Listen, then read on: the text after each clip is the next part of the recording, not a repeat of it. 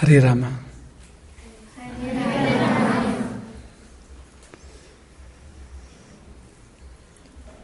ನಾವೆಲ್ಲಿದ್ದು ಅಂತ ಹೇಳ್ಬೇಕಲ್ವ ನೀವೀಗ? ಎಲ್ಲಿದ್ವು ನಾವು? ಪಾಠದಲ್ಲಿ ನಾವೆಲ್ಲಿದ್ವು? ನನ್ನ ಶಾಪವನ್ನು ಹಿಂತಗೊಳ್ಳಲ್ಲ ಅಂತ ಹೇಳಿ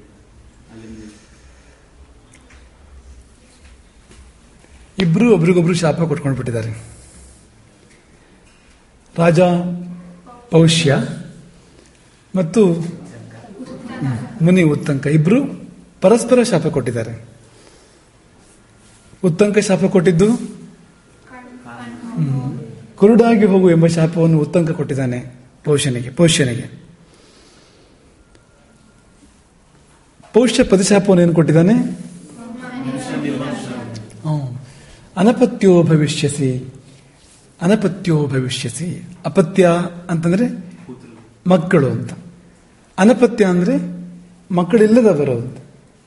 ಅಪತ್ಯಂ ಅಂತ ಹೇಳ್ತಾರೆ ಸಂಸ್ಕೃತದಲ್ಲಿ. ಅಪತ್ಯಂ ಅಂದ್ರೆ ಬೇರೆ, ಅಪತ್ಯಂ ಅಂದ್ರೆ ಬೇರೆ. ಅಲ್ಪಪ್ರಾಣ ಮಹಾಪ್ರಾಣ. ಅಪತ್ಯಂ ಅಪಥ್ಯಂ. ಅಪಥ್ಯ ಅಂದ್ರೆ ಪಥ್ಯ ಅಲ್ಲದೆ ಇರೋದು ಅಂತ. ಈಗ ಸಕ್ಕರೆ ಕಾಯಿಲೆ ಬಂದವರು ಜಿಲೇಬಿ ತಿನ್ಬಾರ್ದು, ಪಥ್ಯ ಅದು. ತಿಂದ್ರೆ ಅಪಥ್ಯ ಅದು, ಅದು ಅಪಥ್ಯ. ಅಪತ್ಯ ಅಂದ್ರೆ ನೀವು ಮಕ್ಕಳು, ತಂದೆ ತಾಯಿಗಳಿಗೆ ಮಕ್ಕಳು ಅಪತ್ಯ. ಅನಪತ್ಯೋ ಭವಿಷ್ಯಸಿ ಅಂದ್ರೆ ಮಕ್ಕಳಿಲ್ಲದೆ ಹೋಗಲಿ ನಿನಗೆ ಎಂಬುದಾಗಿ ದೊರೆ ಉತ್ತಂಕನಿಗೆ ಶಾಪ ಕೊಟ್ಟಿದ್ದಾನೆ. ನೋಡಿ, ಆಗಿನ ಕಾಲದಲ್ಲಿ ಓದುವ ವಿದ್ಯಾರ್ಥಿಗೂ ಶಾಪ ಕೊಡೋ ಶಕ್ತಿ ಇತ್ತು. ರಾಜ್ಯವನ್ನು ಆಳುವ ದೊರೆಗೂ ಶಾಪ ಕೊಡುವ ಶಕ್ತಿ ಇತ್ತು. ಶಾಪ ಕೊಡುವ ಶಕ್ತಿ ಸುಮ್ಮನೆ ಬಂದ್ಬಿಡೋದಿಲ್ಲ. ಶಾಪ ಕೊಡುವ ಶಕ್ತಿ ಸತ್ಯದಿಂದ ಬರುವಂಥದ್ದು ಅಂತ ನಿಮಗೆ ಈ ಬಗ್ಗೆ ಮೊದಲೇ ಹೇಳಿದ್ದೇವೆ. ನಾವು ಸತ್ಯವನ್ನೇ ಆಡ್ತಾ ಇದ್ರೆ ನಾವು ಆಡಿದ್ದೆಲ್ಲ ಸತ್ಯ ಆಗತ್ತೆ. ನಾವು ಸತ್ಯವನ್ನೇ ಆಡ್ತಾ ಬಂದ್ರೆ ಮುಂದೊಂದು ದಿನ ಎಂತಹ ಕಾಲ ಬರುತ್ತೆ ಅಂದ್ರೆ ನಾವು ಆಡಿದ್ದೆಲ್ಲ ಸತ್ಯ ಆಗತ್ತೆ ಎನ್ನುವಂಥ ಕಾಲ ಬರುತ್ತೆ. ನಾವು ಸುಳ್ಳಾಡ್ತಾ ಬಂದ್ರೆ ನಾವು ಆಡಿದ್ದೆಲ್ಲ ಸುಳ್ಳಾಗತ್ತೆ. ಹಾರೈಸಿದ್ದಾಗಬೇಕು ಅಂದ್ರೆ ಸತ್ಯವನ್ನೇ ಆಡಬೇಕು ಅವನು ಅಂತ.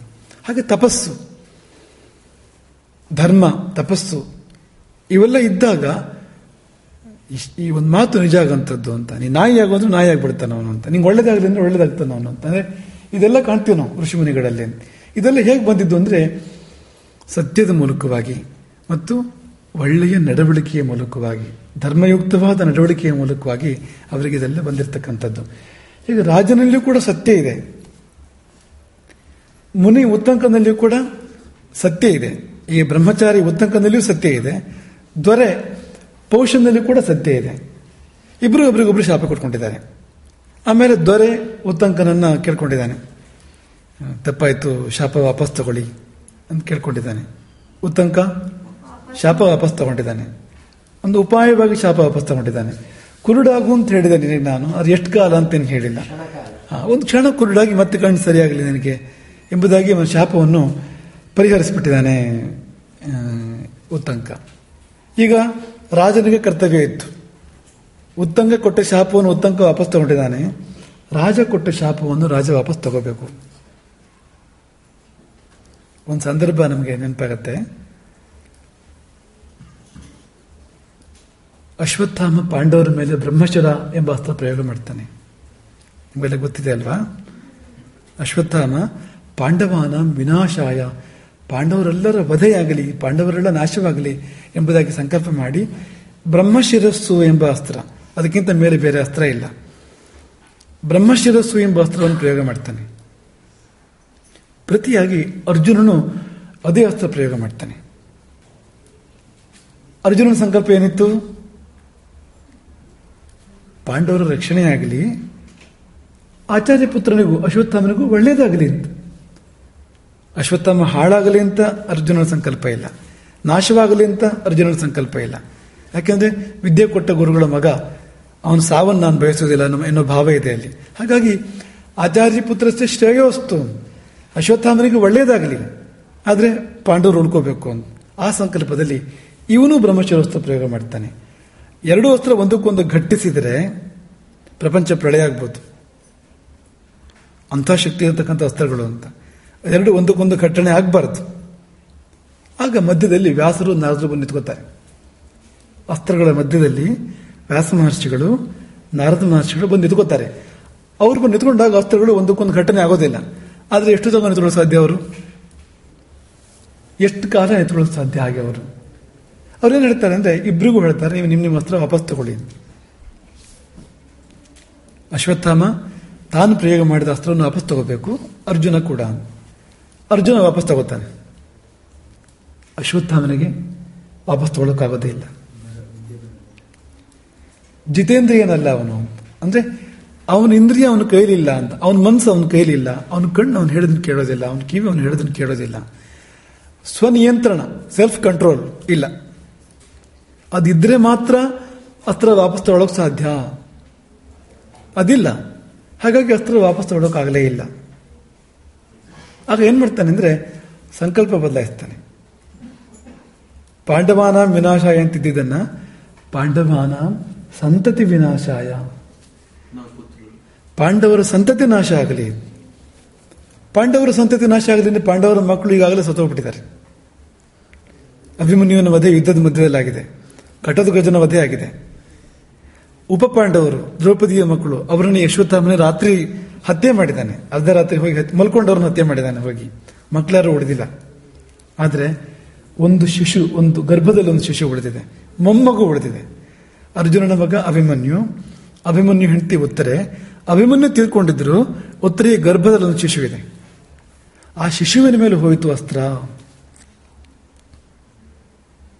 ಕೇಳಿದಿರಲ್ವ ಈ ಕಥೆನ? ಇನ್ನೊಂದ್ಸರಿ ವಿಸ್ತಾರವಾಗಿ ನೋಡೋಣ ಕಥೆನ. ಆ ಮಗು ಸತ್ತು ಬದುಕತ್ತೆ. ಆ ಮಗು ಕಲಿಯನ್ನೇ ಗೆಲ್ಲತ್ತೆ. ಆ ಮಗು ಕಲಿಯುಗದ ಮೊದಲನೇ ರಾಜ ಆಗತ್ತೆ. ಅದು ಮಹಾಪುರುಷನ ಚರಿತ್ರೆ ಅದೊಂದು. ಅದನ್ನ ಇನ್ನೊಂದ್ಸತಿ ನೋಡೋಣ. ಅದೇ ತರ ಸಂದರ್ಭ ಇಲ್ಲೂ ಕೂಡ ಅಂತ. ಇಬ್ರು ಒಬ್ರಿಗೊಬ್ರು ಶಾಪ ಕೊಟ್ಕೊಂಡ್ರೆ ಒಬ್ರು ವಾಪಸ್ ತಗೊಂಡಿದ್ದಾರೆ ಶಾಪವನ್ನ, ಇನ್ನೊಬ್ರು ವಾಪಸ್ ತಗೋತಾ ಇಲ್ಲ. ಯಾಕೆ ತಗೋತಾ ಇಲ್ಲ ಅಂದ್ರೆ ತೀಕ್ಷ್ಣ ಹೃದಯತ್ವ. ನನ್ನ ಕೋಪ ಹಿಡಿದಿಲ್ಲ. ಕೋಪ ಹಿಡಿದ್ರೆ ಶಾಪ ವಾಪಸ್ ತಗೋಬಹುದು. ಕೋಪ ಇದ್ರೆ ಶಾಪ ವಾಪಸ್ ತಗೊಳ್ಳೋಕ್ಕಾಗೋದಿಲ್ಲ. ತೀಕ್ಷ್ಣ ಹೃದಯತ್ವ. ನನ್ನ ಹೃದಯ ತೀಕ್ಷ್ಣ. ಕ್ಷತ್ರಿಯರ ಹೃದಯ ತೀಕ್ಷ್ಣ. ಅವರ ಬಾಯಿ ಬೆಣ್ಣೆ, ಆದರೆ ಹೃದಯ ತೀಕ್ಷ್ಣ ಎಂಬುದಾಗಿ ಅವನೇ ದೊರೆಯ ಹೇಳ್ಕೊಂಡಿದ್ದಾನೆ. ಹಾಗಾಗಿ ವಾಪಸ್ ತಗೊಳ್ಳೋಕೆ ಆಗಲ್ಲ ನನಗೆ.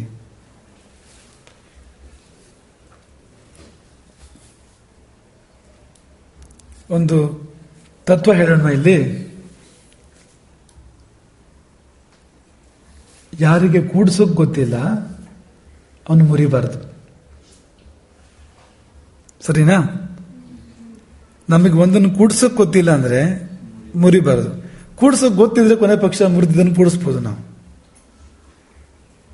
ಕೂಡ್ಸೋಕ್ ಗೊತ್ತಿಲ್ಲ ಇದನ್ನು ಮುರಿಬಾರದು.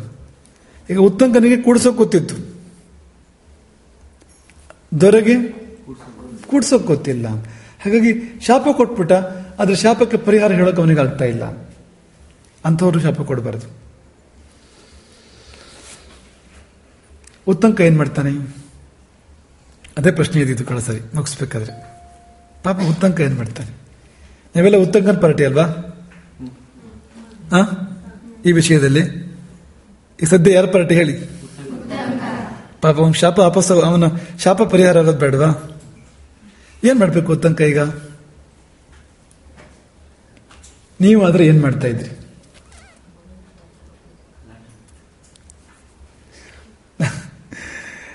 ಗಲಾಟೆ ಮಾಡ್ತಾ ಇದ್ರಿ? ಸುಮ್ಮನೆ ಇರ್ತಾ ಇದ್ರಿ? ನೋಡಿ, ಎರಡು ಬೇರೆ ಬೇರೆ ತರ ಉತ್ತರ ಬಂದಿದೆ. ಒಂದು ಉತ್ತರ ಗಲಾಟೆ ಮಾಡ್ತಾ ಇದ್ವಿ ಅಂತ, ಇನ್ನೊಂದು ಉತ್ತರ ಸುಮ್ಮನೆ ಇರ್ತಾ ಇದ್ವಿ ಅಂತ. ಎರಡೂ ಸರಿನೇ ಇದೆ, ತಪ್ಪೇನಿಲ್ಲ. ಮತ್ತೇನ್ ಮಾಡೋದು? ನೋವಾಗಿದೆ, ಪರಿಹಾರ ಇಲ್ಲ, ಬೈಕೊಂಡು ಹೋಗೋದು ಅಲ್ವಾ? ಬೇರೆ ದಾರಿ ಇಲ್ಲ.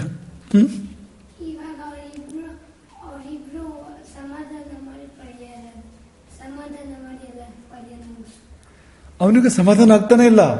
ದೊರೆಗೆ ಸಮಾಧಾನ ಆಗಿದ್ರೆ ಶಾಪ ಪರಿಹಾರ ಆಗ್ತಾ ಇತ್ತು. ದೊರೆ ಹೃದಯ ಬೆಂಕಿ ತರ ಇದೆ, ಆ ಬೆಂಕಿ ಆರ್ತಾನೆ ಇಲ್ಲ. ಅದೇ ಇಶ್ಯೂ ಇರೋದೀಗ ಇಲ್ಲಿ ಅಂತ. ನಾವು ನಿಮ್ಗೆ ಯಾಕೆ ಇದನ್ನ ಈ ಪ್ರಶ್ನೆ ಕೇಳಿದ್ವು ಅಂದ್ರೆ, ನಮ್ಮ ಮುಂದೆ ಒಂದು ಪರಿಸ್ಥಿತಿ ಬಂದು ನಿಂತಾಗ, ಒಂದು ವಿಕಟ ಪರಿಸ್ಥಿತಿ ನಮ್ಮ ಮುಂದೆ ಬಂದಿದೆ, ಒಂದು ಕಷ್ಟ ಬಂದಿದೆ, ಒಂದೇನೋ ಸಮಸ್ಯೆ ಬಂದಿದೆ. ಆಗ ನಾವು ಸಮಾಧಾನವಾಗಿ ಪರಿಹಾರದ ದಾರಿಗಳನ್ನು ನೋಡಬೇಕು. ಪ್ಯಾನಿಕ್ ಆಗಬಾರ್ದು, ಗಾಬರಿ ಆಗಬಾರ್ದು, ಶಾಕ್ ಆಗಬಾರ್ದು. ತುಂಬ ಸಮಾಧಾನವಾಗಿ, ಎಲ್ಲ ಬಾಗಿಲು ಮುಚ್ಚಿದೆ ಅಂತ ಅನ್ಸತ್ತೆ, ಎಲ್ಲೂ ದಾರಿನೆಲ್ಲ ಇಲ್ಲ ಅಂತ ಅನ್ಸತ್ತೆ. ಆದರೆ ನೀವು ಸಮಾಧಾನವಾಗಿ ಒಂದಕ್ಕೆ 2 ಸಾರಿ ನೋಡಿದರೆ ಎಲ್ಲೋ ಒಂದು ಕಡೆ ದಾರಿ ಇರುತ್ತೆ, ಎಲ್ಲೋ ಒಂದು ಪರಿಹಾರ ಇರುತ್ತೆ. ಪರಿಹಾರ ಇಲ್ಲದಿರೋ ಸಮಸ್ಯೆ ಇಲ್ವೇ ಇಲ್ಲ.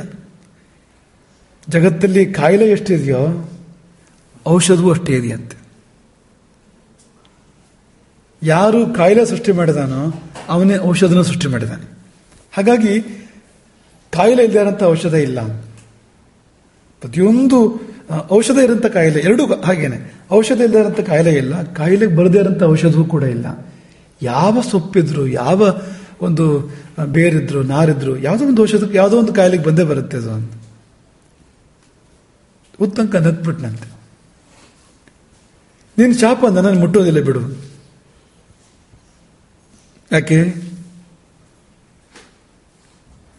ಯಾಕೆಂದ್ರೆ ನೀನು ಹೇಳಿದ್ದು ದೋಷವಿಲ್ಲದ ಅನ್ನವನ್ನು ದೋಷವಿದೆ ಎಂದು ಹೇಳಿದ ಕಾರಣ ನಿನಗೆ ಮಕ್ಕಳಿಲ್ಲದೆ ಹೋಗಲಿ. ರಾಜ ಕೊಟ್ಟ ಶಾಪ ಹೇಗಿದೆ? ಅನ್ನದಲ್ಲಿ ದೋಷ ಇರಲಿಲ್ಲ, ಅನ್ನ ಚೆನ್ನಾಗೇ ಇತ್ತು. ಚೆನ್ನಾಗಿರುವ ಅನ್ನವನ್ನು ಚೆನ್ನಾಗಿಲ್ಲ ಅಂತ ಹೇಳಿದ್ರಿಂದ, ಸುಳ್ಳೆ ಹೇಳಿದ್ರಿಂದ, ನಿಜ ಅಲ್ಲ ಸುಳ್ಳೇ ಹೇಳಿದ್ರಿಂದ ನಿನಗೆ ಮಕ್ಕಳಿಲ್ಲದೆ ಹೋಗಲಿ ಅಂತ ತಾನೇ ರಾಜ ಹೇಳಿದ್ದು. ಅನ್ನದಲ್ಲಿ ದೋಷ ಇತ್ತೋ ಇಲ್ವೋ? ಮತ್ತೆ ಇತ್ತು. ಅನ್ನ ತಣಿದಿತ್ತು, ಅನ್ನದಲ್ಲಿ ಕೂದಲಿತ್ತು, ಎರಡು ದೋಷಗಳು ಅನ್ನದಲ್ಲಿ ಇದ್ದು. ಉತ್ತಂಕ ಹೇಳ್ತಾನೆ, ಅನ್ನದಲ್ಲಿ ದೋಷ ಇತ್ತೋ ಇಲ್ವೋ ದೊರೆಯೇ? ದೋಷ ಇತ್ತು. ನಿನ್ನನ್ನೇ ಕರ್ಕೊಂಡು ಬಂದು ತೋರಿಸಿದ್ದೇನೆ ನಾನು, ನೀನೇ ನೋಡಿದೀಯ, ಒಪ್ಕೊಂಡಿದೀಯ ದೋಷ ಇದೆ ಅಂತ. ಕ್ಷಮ ಕೇಳಿದೀಯ, ಶಾಪಕ್ಕೆ ಪರಿಹಾರ ಕೇಳಿದೀಯ. ಅಂದಮೇಲೆ ಅನ್ನದಲ್ಲಿ ದೋಷ ಇತ್ತು ಅನ್ನೋದು ನಿಜ ತಾನೆ. ಅನ್ನದಲ್ಲಿ ದೋಷ ಇಲ್ಲದೆ ಇದ್ದಿದ್ರೆ, ಇಲ್ಲದೆ ಇದ್ದಾಗ ಉತ್ತಂಕ ಆ ಮಾತುಗಳು ನಾಡಿದಿದ್ರೆ ಆಗ ದೊರೆಯ ಶಾಪ ಫಲ ಕೊಡಬೇಕಾಗಿತ್ತು. ಇವಾಗ ಕೊಡಲ್ಲ. ಯಾಕೆಂದ್ರೆ ಉತ್ತಂಕ ಸುಳ್ಳಾಡಿಲ್ಲ, ಉತ್ತಂಕ ಸತ್ಯವನ್ನೇ ಆಡಿದ್ದಾನೆ. ಉತ್ತಂಕ ಸುಳ್ಳಾಡಿದ್ರೆ ಶಾಪ ಅವನಿಗೆ ತಗುಲ್ತಾ ಇತ್ತು. ಉತ್ತಂಕ ಸುಳ್ಳಾಡದೆ ಇದ್ದಿದ್ದರಿಂದ, ಇರುವ ವಿಷಯವನ್ನೇ ಹೇಳಿದ್ದಾನಾಗಿದ್ದರಿಂದ ನೀನು ಶಾಪ ನನಗೆ ಅಪ್ಲೈ ಆಗೋದಿಲ್ಲ, ಅನ್ವಯಿಸೋದಿಲ್ಲ. ಶಾಪ ಇರೋದೇ ಹಾಗೆ, ಇಲ್ಲದೇ ಇರೋ ವಿಷಯ ಇದೆ ಅಂತ ಹೇಳಿದೀಯ ನೀನು, ಹಾಗಾಗಿ ಮಕ್ಕಳಿಂದ ಹೋಗಲಿ. ಇಲ್ಲದೇ ಇರೋ ವಿಷಯ ಇದೆ ಅಂತ ಹೇಳಿದ್ದೆ ಅಲ್ಲದೆ ಇರೋದ್ರಿಂದ, ಅದು ಇರೋ ವಿಷಯನೇ ಹೇಳಿದ್ದಾಗಿದ್ರಿಂದ ಶಾಪ ಫಲಿಸಲಿಲ್ಲ. ಹಾಗಾಗಿ ನೈಷ ಮಮ ಶಾಪೋ ಭವಿಷ್ಯತಿ. ಈ ಶಾಪ ನನಗಲ್ಲ, ಅದು ಯಾರಿಗೂ ಗೊತ್ತಿಲ್ಲ, ನನಗಂತೂ ಅಲ್ಲ. ಯಾಕೆಂದ್ರೆ ನಾನು ಇಲ್ಲದ ವಿಷಯವನ್ನು ಇರುವ ಹಾಗೆ ಹೇಳಿಲ್ಲ ಎಂಬುದಾಗಿ ಉತ್ತಂಕ ಹೇಳಿ ನಕ್ಕು ಸಾಧಯಾಮಸ್ತಾವತ್ತು, ಹೊರಟ ನಾನು ಎಂಬುದಾಗಿ ಹೊರಟು ಬಿಟ್ಟ. ಕುಂಡಲಗಳನ್ನು ತೆಗೆದುಕೊಂಡು, ಕಿವಿಯ ಓಲೆಗಳನ್ನು, ರಾಣಿಯ ಕಿವಿಯ ಓಲೆಗಳನ್ನು ತೆಗೆದುಕೊಂಡು ಉತ್ತಂಕಾಲಿಂದ ಹೊರಟ. ತತ್ವ ಏನು?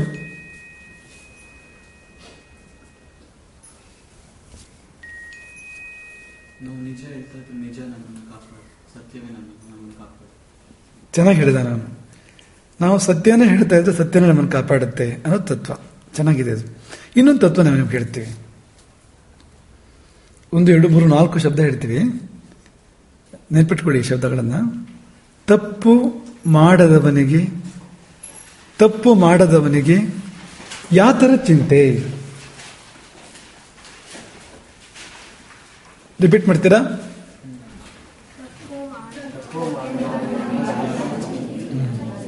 ತಪ್ಪು ಮಾಡದವನಿಗೆ ಯಾತರ ಚಿಂತೆ. ತಪ್ಪು ಮಾಡದವನಿಗೆ ಯಾರ ಭಯವೂ ಇಲ್ಲ, ಯಾವ ಭಯವೂ ಇಲ್ಲ. ಭಯ ಯಾರಿಗೆ? ತಪ್ಪು ಮಾಡಿದವನಿಗಿರೋದು. ತಪ್ಪೇ ಮಾಡಿದವನ ಇರೋನಿಗೆ ಏನ್ ಚಿಂತೆ? ಅವನಿಗೆ ಕಾನ್ಶಿಯಸ್ ಕ್ಲಿಯರ್ ಇದೆ ಅಂತ, ಅಂದ್ರೆ ಆತ್ಮ ಶುದ್ಧ ಇದೆ ಅಂತ, ಹೃದಯ ಶುದ್ಧ ಇದೆ ಅಂತ, ಎಲ್ಲೂ ಒಳಗಡೆ ಕೊಳಕೆ ಇಲ್ಲ, ಮೋಸ ಇಲ್ಲ, ತಪ್ಪಿಲ್ಲ. ಅವನು ಯಾರಿಗೆ ಹೆದರ್ಬೇಕು? ಅವನು ಯಾಕೆ ಹೆದರ್ಬೇಕು? ಅವನು ಯಾವ ಶಾಪಕ್ಕೂ ಹೆದರಲ್ಲ. ಹಾಗಾಗಿ ನಾವು ಜೀವನದಲ್ಲಿ ಯಾಕೆ ತಪ್ಪು ಮಾಡಬಾರ್ದು ಅಂದ್ರೆ, ತಪ್ಪು ಮಾಡಿದ ಕೂಡಲೇ ಭಯ ಶುರುವಾಗತ್ತೆ ಅಲ್ವಾ? ನಾವೊಂದು ವಸ್ತು ಎತ್ತಿಟ್ಕೊಂಡು ಅಂತ ಕಳ್ಕೊಳ್ಳಿ, ಒಂದು ವಸ್ತು ಕದ್ದ ಕ್ಷಣದಿಂದಲೇ ಭಯ ಶುರುವಾಗತ್ತೆ. ಯಾರು ನೋಡಿಬಿಟ್ರೋ ಏನೋ, ಅಲ್ವಾ? ಯಾರಿಗಾರು ಗೊತ್ತಾಗ್ಬಿಟ್ರೆ, ಬ್ಯಾಗ್ ಒಳಗಿದೆ ಕದ್ದಿರೋ ವಸ್ತು, ಯಾರು ನೋಡಿಬಿಟ್ರೆ ಅಲ್ವಾ? ಇನ್ವೆಸ್ಟಿಗೇಷನ್ ಆಗ್ತಾ ಇದೆ, ಆಮೇಲೆ ನಾನು ಕಳ್ಳ ಅಂತ ಗೊತ್ತಾಗ್ಬಿಟ್ರೆ, ಸಿಕ್ಬಿದ್ರೆ ಭಯ ಬರುತ್ತೋ ಇಲ್ವೋ? ಹಾಗಾಗಿ ಭಯ ಬರೋದಲ್ಲಿ ಯಾವಾಗ ಅಂದ್ರೆ ಆಗಲೇ ಅಂತ. ಅದಿಲ್ಲಿದ್ದಾಗ ಯಾವ ಭಯವೂ ಇಲ್ಲ, ಯಾರ ಭಯವೂ ಇಲ್ಲ. ತಪ್ಪು ಮಾಡದೆ ಬದುಕಬೇಕು. ತಿಳಿದೇ ಆದರೆ ಬೇರೆ ವಿಷಯ ಅದು, ಅದಕ್ಕೆ ಕ್ಷಮೆ ಇದೆ. ತಿಳಿದು ತಪ್ಪು ಮಾಡಬಾರ್ದು, ಗೊತ್ತಿದ್ದು ತಪ್ಪು ಮಾಡಬಾರ್ದು. ಇದು ನಿರ್ಭೀತೆಯ ಮೂಲ ಮಂತ್ರ ಅಂತ. ನೀವು ನಿರ್ಭಯವಾಗಿ ಬದುಕಬಹುದು, ನಿಶ್ಚಿಂತೆಯಿಂದ ಬದುಕಬಹುದು. ನಿಶ್ಚಿಂತೆ ಬೇಕೋ ಬೇಡವೋ? ನಿಮ್ಮ ಮುಂದೆ ಒಂದಿಷ್ಟು ದುಡ್ಡು ಮತ್ತು ನಿಶ್ಚಿಂತೆ ಎರಡು ಇಟ್ಟರೆ ಯಾವ್ದು ಆರಿಸ್ಕೋತೀರಿ ನೀವು?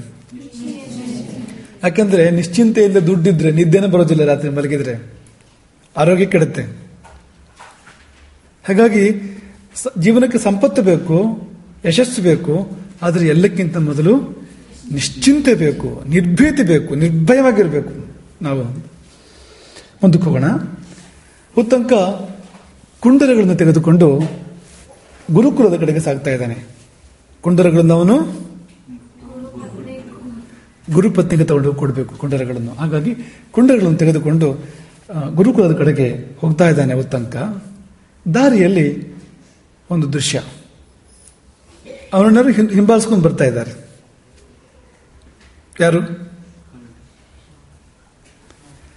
ಆಶ್ಚರ್ಯ, ಅದೊಂದು ಸನ್ಯಾಸಿ ಅಂತ, ಅದೊಂದು ಯಾರು? ಒಂದು ತಪಸ್ವಿ. ನಗ್ನ ಕ್ಷಪಣಕ ಅಂತ. ನಗ್ನ ಕ್ಷಪಣಕ, ಕ್ಷಪಣಕ ಅಂದ್ರೆ ಈ ಸಂತರು, ತಪಸ್ವಿಗಳು, ವಿರಕ್ತರು, ಇವರು ಕ್ಷಪಣಕರು. ಅವರಲ್ಲಿ ನಗ್ನ ಕ್ಷಪಣಕ ಅಂದ್ರೆ ಬಟ್ಟೆ ಇರೋದಿಲ್ಲ, ಬಟ್ಟೆ ಹಾಕೊಳ್ಳೋದಿಲ್ಲ ಅವರು ಅಂತ. ನಮ್ಮಲ್ಲಿ ಜೈನರಲ್ಲಿ ಈಗಲೂ ಈ ಪದ್ಧತಿ ಇದೆ. ಜೈನರಲ್ಲಿ ದಿಗಂಬರರು ಅಂತ ಇರ್ತಾರೆ, ಅವರು ಬಟ್ಟೆ ತೊಡೋದಿಲ್ಲ. ತುಂಬಾ ಕಠಿಣವಾದ ವ್ರತ ಅದು. ಯಾಕೆಂದ್ರೆ ಘೋರ ಚಳಿಯಲ್ಲಿ ಬರಿಯ ನೆಲದಲ್ಲಿ ಮಲಗ್ತಾರೆ ಅವರು ರಾತ್ರಿ. ಆ ತರಹ ನೀವು ಕಲ್ಪನೆ ಕೂಡ ಮಾಡ್ಕೊಳಕ್ಕಾಗೋದಿಲ್ಲ ಅಂತ. ಈಗ ಉತ್ತರ ಭಾರತದ ಚಳಿ ಪ್ರದೇಶಗಳಲ್ಲಿ ನೀವು ಬಟ್ಟೆ ಹಾಕೊಳ್ಳದೇ ಇದ್ರೆ ಒಂದು ಕ್ಷಣ ಕೂಡ ಇರೋಕ್ಕೆ ಸಾಧ್ಯ ಇಲ್ಲ. ಬಟ್ಟೆ ಮೇಲೆ ಬಟ್ಟೆ ಹಾಕೋಬೇಕು. ಅವ್ರ ನಿಷ್ಠೆ ಯಾವ ತರ ಇರುತ್ತೆ ಅಂದ್ರೆ, ಯಾವುದೇ ಮತ ಪಂಥ ಇರಲಿ, ಜೈನರಾದ್ರೆ ಏನ್ ಬಂತು, ಅವರು ಬಟ್ಟೆನ ಇಲ್ಲದೆ ಬರೀ ನೆಲದಲ್ಲಿ ಮಲ್ಕೋತಾರಲ್ಲ, ಕಲ್ ಮೇಲೆ ಮಲ್ಕೋತಾರಲ್ಲ, ಎಷ್ಟು ಅವ್ರಿಗೆ ನಿಷ್ಠೆ ಹೇಳ್ಬೇಕು ನೋಡಿ. ಜೈನರಲ್ಲಿ ಮಾತ್ರ ಅಲ್ಲ, ನಮ್ಮಲ್ಲಿ ಕೂಡ, ಸನಾತನ ಭಾರತೀಯ ಸಂಪ್ರದಾಯದಲ್ಲೂ ಕೂಡ ಆ ಥರ ಸಂತರು ಇರ್ತಾ ಇದ್ರು. ಏಕವಾಸಾಹ ಅವಾಸಾವ, ಒಂದೇ ಬಟ್ಟೆ ಹಾಕೊಂಡಿರೋರು, ಬಟ್ಟೆನೇ ಇಲ್ಲದೆ ಇರೋಂಥವ್ರು. ನಾವು ನಗಬೇಕಾಗಿಲ್ಲ, ತಮಾಷೆ ಮಾಡಬೇಕಾಗಿಲ್ಲ. ಅವರ ಲೆವೆಲ್ ಯಾವುದು ಅಂದ್ರೆ, ಅವ್ರು ಎತ್ತರ ಯಾವುದು ಅಂದ್ರೆ ಅವ್ರಿಗೆ ಯಾವುದು ಬೇಡ. ಅವ್ರು ಪೂರ್ತಿ ಭಗವಂತನಲ್ಲಿ ಮುಳುಗಿದ್ದಾರೆ, ಅವರಿಗೆ ಹೊರಗಡೆ ಪ್ರಪಂಚದ ಪರಿವೇ ಇಲ್ಲ. ಅವರನ್ನು ನೋಡಿ ಯಾರಾದ್ರೂ ನಕ್ಕರು, ತಮಾಷೆ ಮಾಡಿದ್ರು, ಗೇಲಿ ಮಾಡಿದ್ರು, ಅವ್ರಿಗೆ ಯಾವ ವ್ಯತ್ಯಾಸನೂ ಇಲ್ಲ. ಅವರು ಪರಮಾತ್ಮನ ಜೊತೆಗಿದ್ದಾರೆ, ನಿರಂತರವಾಗಿ ಅವರು ಪರಮಾತ್ಮನ ಜೊತೆಗೆ ವಿಹರಿಸ್ತಾ ಇರ್ತಾರೆ. ಹಾಗಾಗಿ ಹೊರಗಡೆಯಿಂದ ಅವರಿಗೆ ಮಾನ ಅಪಮಾನ ಯಾವುದೂ ಇಲ್ಲ. ಅಂಥದ್ದೊಂದು ಉತ್ತುಂಗ ಸ್ಥಿತಿಯದು, ಉತ್ಕೃಷ್ಟ ಸ್ಥಿತಿಯದು ಆ ನಗ್ನ ಕ್ಷಪಣಕರದ್ದು. ಅವತ್ತಿನ ಕಾಲದಲ್ಲಿ ಇರ್ತಾ ಇದ್ರು ಆ ನಗ್ನ ಕ್ಷಪಣಕರು. ಅಂತ ಒಬ್ಬ ನಗ್ನ ಕ್ಷಪಣಕ ದೂರದಲ್ಲಿ ಕಾಣ್ತಾ ಇದ್ದಾನೆ ಹಿಂದ್ಗಡೆಯಿಂದ. ಸ್ವಾರಸ್ಯ ಅಂದ್ರೆ, ಒಮ್ಮೆ ಕಾಣ್ತಾನಂತೆ, ಒಮ್ಮೆ ಕಾಣೋದಿಲ್ವಂತೆ. ಮುಹುರ್ಮುಹು ದೃಶ್ಯಮಾನಂ ಅದೃಶ್ಯಮಾನಂಚ. ದೃಶ್ಯಮಾನಂ ಅಂದ್ರೆ, ಅದೃಶ್ಯಮಾನಂ ಅಂದ್ರೆ ಒಮ್ಮೆ ಕಾಣ್ತಾನೆ ಒಮ್ಮೆ ಕಾಣೋದಿಲ್ಲ, ಒಮ್ಮೆ ಕಾಣ್ತಾನೆ ಒಮ್ಮೆ ಕಾಣೋದಿಲ್ಲ. ದೃಶ್ಯಮಾನಂ ಅದೃಶ್ಯಮಾನಂಚ. ಮುಹುರ್ಮುಹು ಮತ್ತೆ ಮತ್ತೆ, ದೃಶ್ಯಮಾನಂ ಅದೃಶ್ಯಮಾನಂಚ. ಮೋಡದ ಹಿಂದೆ ಚಂದ್ರ ಇದ್ದಾಗ ಒಮ್ಮೆ ಚಂದ್ರ ಕಾಣ್ತಾನೆ, ಒಮ್ಮೆ ಚಂದ್ರ ಕಾಣೋದಿಲ್ಲ ಅನ್ನೋ ತರಹ. ಕೋಲ್ಮಿಂಚು ಮಿಂಚು ಹೋಗುತ್ತೆ, ಒಂದ್ಸರಿ ಕಾಣುತ್ತೆ, ಒಂದ್ಸರಿ ಕಾಣೋದಿಲ್ಲ ಅನ್ನೋ ತರಹ ಆ ಕ್ಷಪಣಕ ಒಂದ್ಸರಿ ಕಾಣ್ತಾನಂತೆ, ಒಂದ್ಸರಿ ಕಾಣೋದಿಲ್ವಂತೆ, ಒಂದ್ಸರಿ ಕಾಣ್ತಾನಂತೆ, ಒಂದ್ಸರಿ ಕಾಣೋದಿಲ್ವಂತೆ. ಹಿಂದ್ಗಡೆ ಅಂತ ಬರ್ತಾ ಇದ್ದಾನೆ. ಉತ್ತಂಕ ತಲೆ ಕೆಡಿಸ್ಕೊಳ್ಳಿಲ್ಲ. ಅವನ ಲಕ್ಷ್ಯ ಆ ಕಡೆ ಇತ್ತು, ಗುರುಕುಲದ ಕಡೆ ಇತ್ತು, ಹೋಗ್ತಾ ಇದ್ದ. ಆದ್ರೆ ಮಧ್ಯೆ ಒಂದು ಸಂದರ್ಭ ಬಂತು, ಸಂಧ್ಯಾಕಾಲ ಬಂತು. ಸಂಧ್ಯಾಕಾಲ ಬಂದಾಗ ಸಂಧ್ಯಾ ವಂದನೆ ಮಾಡಬೇಕು, ಗೊತ್ತಾ ಮಕ್ಕಳೇ? ಆಯಾ ಕಾಲದಲ್ಲಿ ಮಾಡಬೇಕು, ಯಾವಾಗಲೂ ಮಾಡಿದ್ರೆ ಉಪಯೋಗ ಇಲ್ಲ, ಕಾಲದಲ್ಲಿ ಮಾಡಬೇಕು. ರಾತ್ರಿ ಕಾಲ ನಿದ್ದೆಗೆ, ಅದು ತಮೋಗುಣ. ಹಗಲು ಕೆಲಸಕ್ಕೆ, ಅದು ರಜೋಗುಣ. ಈ ಹಗಲು ರಾತ್ರಿ ಸಂಧ್ಯೆ ಇದೆಯಲ್ಲ, ಹಗಲು ರಾತ್ರಿ ಸೇರೋ ಹೊತ್ತಿದೆಯಲ್ಲ, ಅದು ಸತ್ವಗುಣ, ಧ್ಯಾನ ಮಾಡೋಕ್ಕಿರೋಂಥದ್ದು. ಅದು ಭಗವಂತ ಸಿಗೋ ಸಮಯ ಅದು. ಯಾವುದು? ರಾತ್ರಿ ಮುಗಿದು ಹಗಲು ಪ್ರಾರಂಭ ಆಗತ್ತೆ ಬೆಳಗಿನ ಜಾವ, ಹಗಲು ಮುಗಿದು ರಾತ್ರಿ ಪ್ರಾರಂಭ ಆಗತ್ತೆ ಸಾಯಂಕಾಲ. ಈ ಹೊತ್ತುಗಳಿದೆಯಲ್ಲ, ಇಂಥ ಹೊತ್ತುಗಳಲ್ಲಿ ನಾವು ಧ್ಯಾನ ಮಾಡಬೇಕು. ಅದೆರಡು ಸೇರಿದಾಗ, ಕತ್ಲೆ ಬೆಳಕು ಸೇರಿದಾಗ ಜೀವ ದೇವರು ಸೇರೋಕೆ ಅವಕಾಶ ಆಗತ್ತೆ, ಆತ್ಮ ಮನಸ್ಸು ಸೇರೋಕೆ ಅವಕಾಶ ಆಗತ್ತೆ. ಮೇಲಿನ ರೆಪ್ಪೆ ಕೆಳಗಿನ ರೆಪ್ಪೆ ಸೇರಬೇಕು. ಆಗ ಸೇರಿದ್ರೆ ಕಣ್ಣು ಮುಚ್ಚುತ್ತೇವೆ ಧ್ಯಾನಕ್ಕೋಸ್ಕರವಾಗಿ. ಮೇಲಿನ ತುಟಿ ಕೆಳಗಿನ ತುಟಿ ಸೇರಬೇಕು, ಸೇರಿದ್ರೆ ಮೌನ ಆಗತ್ತೆ. ಇದಕ್ಕೆಲ್ಲ ಸಂದರ್ಭ ಅದು ಅಂತ. ಹಾಗೆ ಆ ಕಾಲದಲ್ಲೇ ಮಾಡಬೇಕು. ಅದನ್ನು ಯಾವುದೋ ಕಾಲದಲ್ಲೆಲ್ಲ ಸಂಧ್ಯಾ ಕಾಲ ಬಂತು. ಸಂಧ್ಯಾ ಕಾಲದಲ್ಲಿ ಸಂಧ್ಯಾ ವಂದನೆ ಮಾಡೋಕ್ಕೋಸ್ಕರವಾಗಿ ಅವನು ತನಕ ನದಿಗೆ ಹೋಗ್ತಾನೆ. ನದಿಯಲ್ಲಿ ಸ್ನಾನ ಮಾಡಬೇಕು, ಅವನು ಕೈಕಾಲು ತೊಳ್ಕೊಳ್ಬೇಕು, ಬಂದು ಆಚಮನ ಎಲ್ಲ ಮಾಡಬೇಕು, ಸಂಧ್ಯಾ ವಂದನೆ ಮಾಡಬೇಕು. ಮಾಡ್ತಾ ಇದ್ದಾನೆ.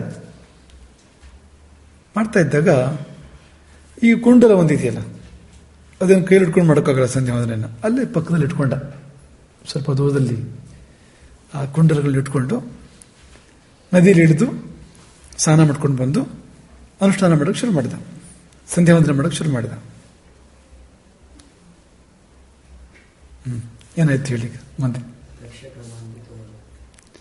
ನಗ್ನ ಕ್ಷಪಣಕ, ಆ ಸಂತ ತಪಸ್ವಿ ಹಿಂದ್ಗಡೆಯಿಂದ ಬರ್ತಾ ಇದ್ದಾನಲ್ಲ, ಅವನು ಓಡ್ ಬಂದು ಕುಂಡಲ ತಗೊಂಡು ಓಡೋಗ್ಬಿಟ್ನಂತೆ.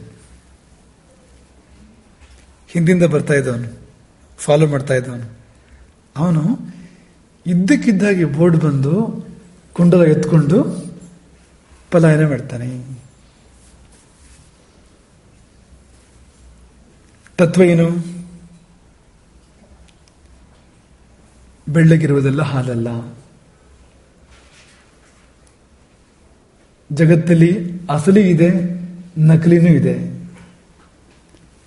ಅಸಲಿ ಎಷ್ಟಿದೆಯೋ ಅದರ 10 ಪಟ್ಟು ನಕಲಿ ಇದೆ ಅಂತ. ಒಂದು ಅಸಲಿ ಇದ್ರೆ 10 ನಕಲಿ ಇರುತ್ತೆ. ಅಸಲಿ ಇದ್ದಷ್ಟು ನಕಲಿ ಇರೋದಲ್ಲ, ಒಂದು ಅಸಲಿಗೆ 10 ನಕಲಿ ಇರುತ್ತೆ. ನಮಗೆ ತುಂಬಾ ಜಾಗ್ರತೆ ಬೇಕು, ಮೋಸ ಆಗ್ಬೋದು. ಮಾಯೆ ಧರ್ಮದ ವೇಷ ಹಾಕೊಂಡು ಬರ್ಬೋದು, ಸಾಧ್ಯತೆ ಇದೆ.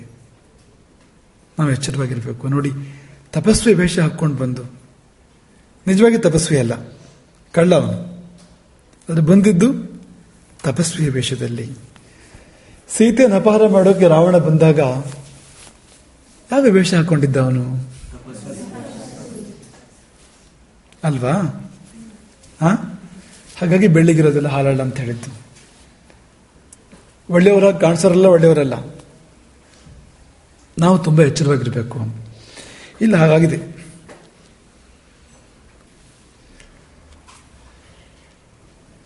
ಉತ್ತಂಕ ಸಂಧ್ಯಾ ವಂದನೆ ಮಧ್ಯದಲ್ಲಿ ಗಮನಿಸ್ತಾನೆ ಕುಂಡಲ ತಗೊಂಡು ಹೋಗ್ತಿರೋದನ್ನು. ಆದರೆ ಎದ್ದು ಬರಲಿಲ್ಲ. ಸಂಧ್ಯಾ ವಂದನೆ ಪೂರ್ತಿ ಮಾಡ್ತಾನೆ, ದೇವರಿಗೆ ನಮಸ್ಕಾರ ಮಾಡ್ತಾನೆ, ಗುರುಗಳಿಗೆ ನಮಸ್ಕಾರ ಮಾಡ್ತಾನೆ. ನಮೋ ದೇವೇಭ್ಯ ಗುರುಭ್ಯಶ್ಚ ಕೃತ್ವ. ಸಂಧ್ಯಾ ವಂದನೆ ಕೊನೆಯಲ್ಲಿ ಮಾಡಬೇಕಾಗಿರ್ತಕ್ಕಂಥ ದೇವ ನಮಸ್ಕಾರ, ಗುರು ನಮಸ್ಕಾರ ಅವೆಲ್ಲವನ್ನು ಯಥಾವತ್ತಾಗಿ ಮಾಡಿದ ಬಳಿಕ ಎದ್ದು ಅವನನ್ನ ಹಿಂಬಾಲಿಸಿ ಓಡಿದ. ನೀವಾದ್ರೂ ಏನ್ ಮಾಡ್ತಾ ಇದ್ರಿ ಹೇಳಿ? ನಿಜವಾಗ ಮಧ್ಯದಲ್ಲಿ ಬಿಟ್ಟು ಓಡಿ ಹೋಗಿದ್ರೆ ದೇವರನ್ನು ಬಿಟ್ಟು ಓಡಿ ಹೋಗ್ಬೇಕಾಗಿತ್ತಲ್ವಾ? ಸಂಧ್ಯಾ ವಂದನೆ ಅಂದ್ರೆ ಏನು? ದೇವರ ಕೆಲಸ, ದೇವರ ಜೊತೆಗಿರೋ ಹೊತ್ತು. ಆಗ ದೇವರ ಜೊತೆಗಿರಬೇಕು, ಬೇರೆ ಏನಾದ್ರು ಮಾಡಬೇಕು ಆ ಸಮಯದಲ್ಲಿ. ನೋಡಿ, ಕರ್ತವ್ಯ ನಿಷ್ಠೆ ತುಂಬಾ ದೊಡ್ಡದು. ಕರ್ತವ್ಯ ನಿಷ್ಠೆ ತುಂಬಾ ದೊಡ್ಡದು. ಕರ್ತವ್ಯದ ಬಗ್ಗೆ ಅಷ್ಟು ಪಕ್ಕ ಇರಬೇಕು ನಾವು ಅಂತ. ನಾವು ಮಧ್ಯೆ ಬಿಟ್ಟು ಹೋಗಬಾರ್ದು, ಅರ್ಧ ಮಾಡಬಾರ್ದು ಕರ್ತವ್ಯವನ್ನು. ಇದೇ ಉದಾಹರಣೆ. ಹಾಗಾಗಿ ಅವನು ಕುಂಡಲಗಳು ಅಪಹರಣ ಆಗ್ತಾ ಇದೆ. ಅವನು ಇಷ್ಟು ಪ್ರಯತ್ನಪಟ್ಟು ಕಷ್ಟಪಟ್ಟು ತಂದಿರತಕ್ಕಂಥ ಕುಂಡಲಗಳು ಅದು ಹೋಗ್ತಾ ಇದೆ. ಆದ್ರೂ ಕೂಡ ಉತ್ತಂಕ ಎದ್ದೇಳಲಿಲ್ಲ. ತನ್ನ ಕರ್ತವ್ಯವನ್ನು ಅವನು ಪೂರ್ತಿ ಮಾಡಿಯೇ ಹೇಳ್ತಾನೆ. ಅದರ ಹೊರತು ಉತ್ತಂಕ ಹೇಳಲ್ಲ ಎನ್ನುವಾಗ ನಮಗೊಂದು ಪಾಠ ಮಾಡಿದೆ ಉತ್ತಂಕ. ಕರ್ತವ್ಯನೆಷ್ಟು ದೊಡ್ಡದು. ಹಿಂಬಾಲಿಸ್ತಾ ಇದ್ದಾನೆ ಆ ನಗ್ನ ಕ್ಷಪಣಕನನ್ನ. ಎಷ್ಟು ವೇಗವಾಗಿ ಉತ್ತಂಕ ಬಿಡ್ತಾನೆ ಅಂದ್ರೆ, ಸಾಕಷ್ಟು ದೂರ ಆಗಲೇ ಹೋಗಿದ್ದ ಅವನು. ನಗ್ನ ಕ್ಷಪಣಕ. ಯಾಕೆಂದ್ರೆ ಇವನು ಎದ್ದಿರ್ಲಿಲ್ವಲ್ಲ, ಸಾಕಷ್ಟು ದೂರ ಹೋಗಿದ್ದವನು. ಬೆನ್ನಟ್ಟಿ ಹೋಗಿ ಹಿಡಿದೇ ಬಿಟ್ಟ. ನಗ್ನ ಕ್ಷಪಣಕನನ್ನ ತಬ್ಬಿ ಹಿಡಿದಿದ್ದಾನೆ. ತಸ್ಯ ತಕ್ಷಕೋ ದೃಢ ಮಾಸನ್ನ ತಂ ಜಗ್ರಾಹ, ಬಲವಾಗಿ ಗಟ್ಟಿಯಾಗಿ ಹಿಡ್ಕೊಂಡಿದ್ದಾನೆ ಆ ನಗ್ನ ಕ್ಷಪಣಕನನ್ನ. ಅವನು ಹಾಗೆ ಹಾವಾಗಿ ಕೆಳಗಿಳಿದು ಹೋಗ್ಬಿಟ್ಟಂತೆ. ತಬ್ಬಿ ಹಿಡ್ಕೊಂಡಿದ್ನಲ್ಲ ಎರಡು ಕೈಯಿಂದ ಉತ್ತಂಕ, ಆ ತಬ್ಬಿ ಹಿಡ್ಕೊಂಡಿದ್ದಂತ ಆ ನಗ್ನ ಕ್ಷಪಣಕ ಅಥವಾ ಆ ನಗ್ನ ಸನ್ಯಾಸಿ ಕೈ ಮಧ್ಯದಲ್ಲೇ ಆ ಮನುಷ್ಯ ರೂಪ ಇತ್ತಲ್ಲ, ಆ ಮನುಷ್ಯ ರೂಪ ಹೋಗ್ಬಿಡ್ತು, ಹಾವಿನ ರೂಪ ಬಂತು, ಹಾಗೆ ಕೆಳಗಿಳಿದು ಹೋಗ್ಬಿಟ್ಟ ಅಂತ. ಹಿಡಿತ ಸಡ್ಲಾಯ್ತು ಅಲ್ವಾ, ಆಕೃತಿ ಬೇರೆ ಅಲ್ವಾ, ಹಾವಿನ ರೂಪ ಬಂದಿದೆ ಅಲ್ವಾ, ಹಿಡಿತ ಸಡ್ಲಾಯ್ತು, ಕೆಳಗಿಳಿದು ಹೋಗ್ಬಿಟ್ಟ. ಯಾವ ಹಾವು ಅದು? ಹಾಗಿದ್ರೆ ಯಾರು ಅದು ಸನ್ಯಾಸಿ ವೇಷದಲ್ಲಿ ಬಂದಿದ್ದು? ತಕ್ಷಕ. ತಕ್ಷಕ ನಗ್ನ ಕ್ಷಪಣಕನ ವೇಷದಲ್ಲಿ ಬಂದಿದ್ದು. ಉತ್ತಂಕ ತಕ್ಷಕನನ್ನು ಅಂಡರ್ ಎಸ್ಟಿಮೇಟ್ ಮಾಡಿದ್ದ. ನಿಮಗೆ ಈ ಶಬ್ದ ಗೊತ್ತಲ್ವಾ? ಅಂಡರ್ ಎಸ್ಟಿಮೇಟ್ ಅಂದ್ರೆ ಉತ್ತಂಕ ರಾಣಿ ಹತ್ರ ಹೇಳಿದ್ದ ಅಲ್ವಾ, ರಾಣಿ ಹೇಳಿದ್ದು ಉತ್ತಂಕನಿಗೆ, ತಕ್ಷಕ ಕಣ್ಣಿಟ್ಟಿದ್ದಾನೆ ಕುಂಡಲಗಳ ಮೇಲೆ, ಜಾಗ್ರತೆ ಅಂದಾಗ ಅವನು ನನ್ನನ್ನೇನು ಮಾಡಿಯಾನು ಅಲ್ವಾ, ನೆನಪಿದ್ಯಾ ನಿಮ್ಗೆ? ತಕ್ಷಕ ನನ್ನನ್ನೇನು ಮಾಡಿಯಾನು, ಸಾಧ್ಯ ಇಲ್ಲ ಅಂತ. ಕಾನ್ಫಿಡೆನ್ಸ್ ಬೇಕು, ಓವರ್ ಕಾನ್ಫಿಡೆನ್ಸ್ ಇರಬಾರ್ದು, ಯಾವುದೂ ಓವರ್ ಆಗಬಾರ್ದು, ಕಾನ್ಫಿಡೆನ್ಸ್ ಅಂತೂ ಖಂಡಿತ ಆಗಬಾರ್ದು. ಹಾಗೆ ಎಸ್ಟಿಮೇಷನ್ ಬೇಕು, ಅಂಡರ್ ಎಸ್ಟಿಮೇಷನ್ ಇರಬಾರದು ಅಂತ. ಇದು ಅಂಡರ್ ಎಸ್ಟಿಮೇಷನ್ ಆಗಿದೆ ಅಂತ. ತಕ್ಷಕ ಏನ್ ಬರ್ಬೋದು, ಹೇಗೆ ಬರ್ಬೋದು, ಏನ್ ಮಾಡ್ಬೋದು ಅನ್ನೋದನ್ನ ಊಹೆ ಮಾಡಿಲ್ಲ ಉತ್ತಂಕ. ಹೀಗೆ ನೋಡಿ, ಆ ರೀತಿ ಒಂದು ರೂಪದಲ್ಲಿ ಬಂದು ಅವನು ತಗೊಂಡು ಹೋಗ್ಬಿಟ್ಟ ಕುಂಡಲಗಳನ್ನು. ಇದು ಒಂದು ಪಾಠ. ಇನ್ನೊಂದು ಪಾಠ, ನಾವು ಉಪೇಕ್ಷೆ ಮಾಡಬಾರ್ದು. ರೋಗವಾಗಲಿ, ಶತ್ರುವಾಗಲಿ, ಬೆಂಕಿಯಾಗಲಿ ಉಪೇಕ್ಷೆ ಮಾಡಬಾರ್ದು. ಬೆಂಕಿಯನ್ನು ಚಿಕ್ಕ ಕಿಡಿ ಅದು ಇರ್ಲಿ ಬಿಡು ಅಂತಂದ್ರೆ ಅದು ದೊಡ್ಡದಾಗಿ ಉರಿದ್ರೆ ಮನೆಯನ್ನು ಸುಟ್ಬಿಡುತ್ತೆ. ಚಿಕ್ಕ ಕಿಡಿಯಾಗಿದ್ದಾಗಲೇ ಆರಿಸ್ಬೇಕು ನಾವು ಅದನ್ನು. ಹಾಗೆ ರೋಗ ಅದೇನು ಆರಂಭದಲ್ಲಿದೆ ಬಿಡು, ಏನು ತೊಂದರೆ ಇಲ್ಲ ಅಂತ ಅಂದ್ಕೊಂಡ್ರೆ ಮುಂದೆ ಬೆಳೆದ ಮೇಲೆ ನಮ್ಮನ್ನು ನಾಶ ಮಾಡ್ಬೋದು. ಶತ್ರು ಕೂಡ ಹಾಗೆ ಅಂತ. ಈ ಮೂರೂ ಕೂಡ, ರೋಗ, ಶತ್ರು ಮತ್ತು ಬೆಂಕಿ, ಅದು ಬೆಳಿಲಿಕ್ಕೆ ಬಿಡಬಾರದು ಅಂತ. ಚಿಕ್ಕದಿರುವಾಗಲೇ ನಿಗ್ರಹ ಮಾಡಬೇಕು. ಒಂದು ರಾಷ್ಟ್ರಕ್ಕೆ ಶತ್ರು ಅಂದ್ರೆ ಆ ಶತ್ರು ಒಂದು ರಾಷ್ಟ್ರ ರಾಜನು ಅದನ್ನು ನಿಗ್ರಹ ಮಾಡಬೇಕು. ಯಾಕಂದ್ರೆ ಬೆಳೆದ್ರೆ ರಾಷ್ಟ್ರಕ್ಕೆ ಅವನು ತೊಂದರೆ ಮಾಡ್ಬೋದು ಮುಂದೆ ಅಂತ. ಇಲ್ಲಿ ಸ್ವಲ್ಪ ಉಪೇಕ್ಷೆ ಆಯಿತು. ತಕ್ಷಕನ ಬಗ್ಗೆ ಸ್ವಲ್ಪ ಸೀರಿಯಸ್ ಆಗಿ ತಗೊಂಡಿದೆ ನೋಡಿ ಉತ್ತಂಕ. ಹೀಗಾಯ್ತು. ಗೃಹೀತ ಮಾತ್ರ ಸಹ ತದ್ರೂಪಂ ವಿಹಾಯ ತಕ್ಷಕ ರೂಪಂ ಕೃತ್ವ ಸಹಸಾ ಧರಣ್ಯ ವಿವೃತಂ ಮಹಾಬಿಲಂ ಪ್ರವೇಶ. ಆ ಕ್ಷಪಣಕನ ರೂಪದಲ್ಲಿ ಬಂದಿದ್ದ ತಕ್ಷಕ ಉತ್ತಂಕ ಹಿಡ್ಕೊಂಡಾಗ ಹಾವಿನ ರೂಪವನ್ನು ತಾಳಿ ಕೈಯಿಂದ ತಪ್ಪಿಸಿಕೊಂಡು ಕೆಳಗಿಡಿದು ಹರಿದು ಹೋಗಿ ಒಂದು ಬಿಲವನ್ನು ಸೇರಿದನಂತೆ. ಹಾವು ಬಿಲದೊಳಗೆ ಹೋಯಿತು. ಉತ್ತಂಕ ಬಿಲದೊಳಗೆ ಹೋಗಕ್ಕಾಗತ್ತಾ? ಹಾವು ಬಿಲದೊಳಗೆ ಹೋಗಿದೆ, ಉತ್ತಂಕ ಹೋಗಕ್ಕಾಗತ್ತಾ? ಆ ಬಿಲ ಎಲ್ಲಿವರೆಗಿತ್ತಂತೆ? ಆ ಬಿಲ ನಾಗಲೋಕದವರೆಗಿತ್ತಂತೆ. ಸುಮ್ಮನೆ ಒಂದು ಚಿಕ್ಕ ಬಿಲ ಅಲ್ಲ ಅದು, ನಾಗಲೋಕ ಪರ್ಯಂತ ವ್ಯಾಪಿಸಿರ್ತಕ್ಕಂಥ ಒಂದು ಬಿಲವಾಗಿತ್ತು. ತಕ್ಷಕ ನಾಗಲೋಕವನ್ನು ತಲುಪಿದ, ತನ್ನ ಮನೆಯನ್ನು ಪ್ರವೇಶ ಮಾಡಿದ. ಅಲ್ಲಿ ಅನೇಕ ರಾಜರುಗಳಿದ್ದಾರೆ. ಚಕ್ರವರ್ತಿ ವಾಸುಕಿ, ನಾಗರಿಗೆಲ್ಲ ರಾಜ ವಾಸುಕಿ. ಇನ್ನು ಅನೇಕ ರಾಜರುಗಳಿದ್ದಾರೆ. ಅವನ ಕೆಳಗಡೆ ಬರ್ತಕ್ಕಂಥ ಸಾಮಂತರ ತರ ಅನೇಕ ರಾಜರುಗಳು ಬರ್ತಾರೆ.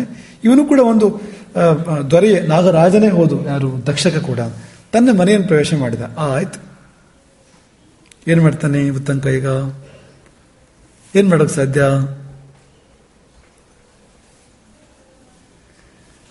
ಕೈಯಲ್ಲಿರುವ ಕೋಲಿನಿಂದ ಉತ್ತಂಕನು ಬಿಲವನ್ನು ಅಗೆಯತೊಡಗಿದ, ಬಗೆಯತೊಡಗಿದ. ಕೈಯಲ್ಲಿ ಏನು ಕೋಲಿತ್ತದು?